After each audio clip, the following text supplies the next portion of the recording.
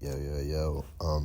Did a quick little push while I was sick to top 10K. I used Princess Tower because I didn't really have Chef or the upgrade tokens, the little magic cubes. Um, I did this on a win streak. I was a little sick, so I didn't really want to play much after this, but I think I went like 10-1. Yeah, 10-1 here. I lost to Graveyard Freeze because he literally just went Graveyard Freeze for his play, and I had nothing for it, so I just lost. But I still almost won that. Let's get into like some replays here. Just, try to break down how I won without even using Chef and try to help you guys win these matchups too. Okay, first game here up against Pekka Ram Rider. This deck is like fairly easy to win. You just got to make sure you don't get cooked on the lightning. You have to make sure your lightning is in tune with their Evo E-Drag or you're going to lose. Here I saw Rage, but funnily enough, I didn't even peep it, so, I see the Ice Wiz come down. I go Inferno expecting it to be Lumberloon Freeze, even though he played Rage, right, which is just a clear indicator of Ram Rider, but, I was a little sick, so I wasn't really paying attention. Successfully baited out the E-Drag, so I just went for a Lightning, just seeing what he has here. And then, here he went Ram Rider, and I was like, oh, shoot, he did play Rage, like it is Pekka Ram. And then Ram Rider gets leveled up by 1, and it lives on literally 1 HP to do 1,000 damage, so that already shows you that, like, him having Chef and me not having Chef is already messing up the interactions a bit. Okay, Pekka comes down here at this point. I know he's low, and he also doesn't have E-Dragon Cycle, so I'm, like, literally not worried. This is, in my opinion, a bad Pekka. It's, like, a pretty free defense with just Skelly Drags and cards, and it is going to have to like force out a counter from him because it is a pretty like nasty counter push.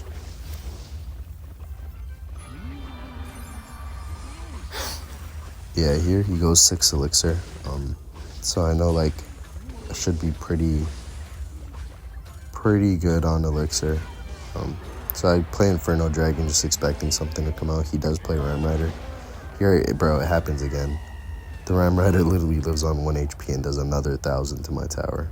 It's just, I don't know, a little bit unlucky, but I'm fairly certain I can just win this with 1 push. I'm just trying to make sure I can, like, defend everything and then get a good push in. So here I go Lava in the back. Wasn't really worried for that Pekka because I know he has, like, nothing to immediately support it. Like, at that point, he could have played E-Drag, but by then, like, there would have been no point.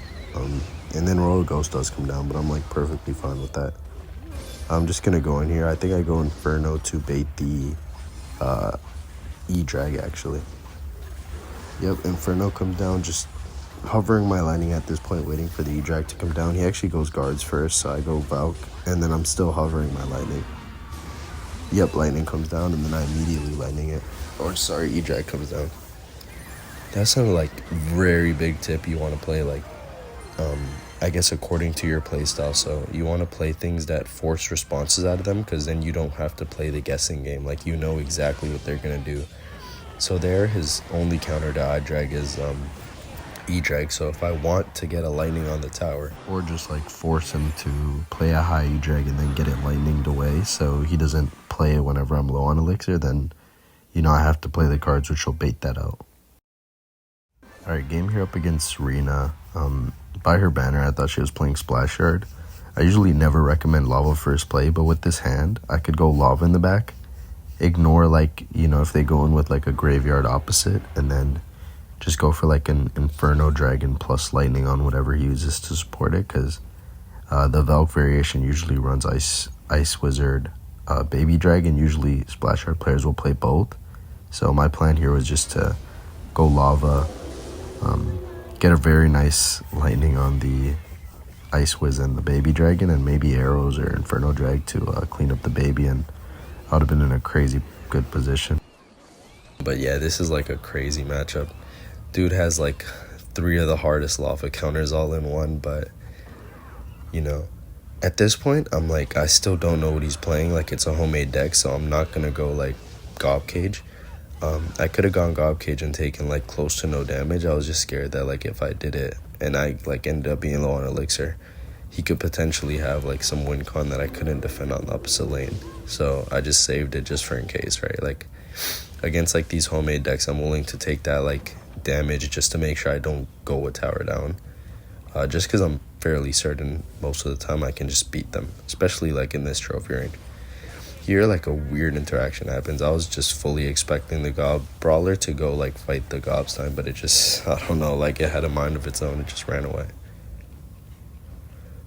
Here, I think I'm like, okay, one of my towers is super low, so I can like just ignore these guards. I don't have to do anything for it. But yeah, this is what I mean. Like the Evo Wizard is just so hard to beat because lightning doesn't do anything to it because of that little shield, and you don't have like anything to snipe it like Flying Machine. So if like they're any good, you can just, I don't know, they get infinite value off of it.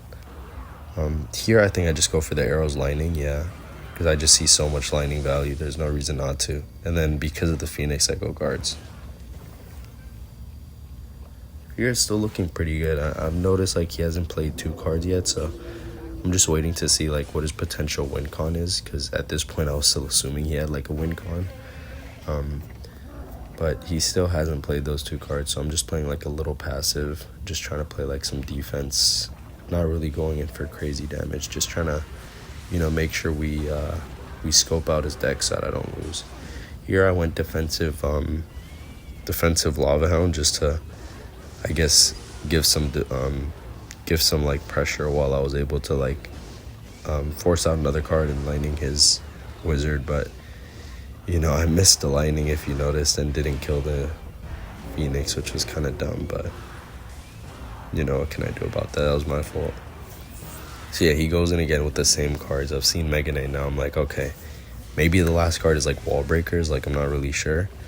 But yeah, at this point, like still no win cons come out. I literally, like, I guess the Battle Ram, but I don't think Battle Ram is a good standalone win con, right? Maybe if you were playing like some sort of 3M like pump tech, then it works as a standalone win con, because 3M is a win con, but like he's just not playing anything, so I'm like, okay. At this point I still see no win con. I'm like, I'm getting a little sussed out. I'm like, maybe, okay, there you go, he played the Zap. I was like, okay, so he just has no win con. Like, this is just a dumb deck.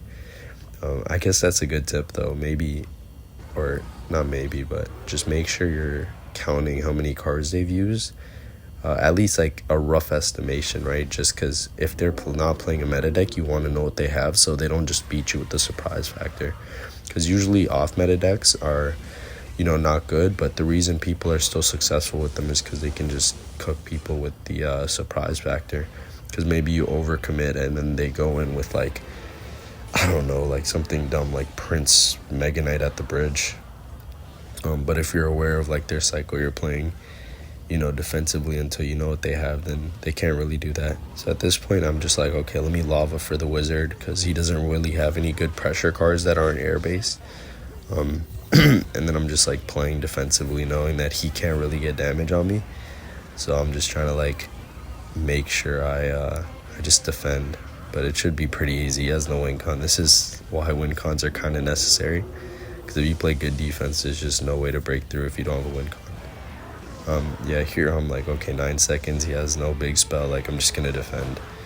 Guards come down Valk comes down just to block the bridge, and yeah, the game's over.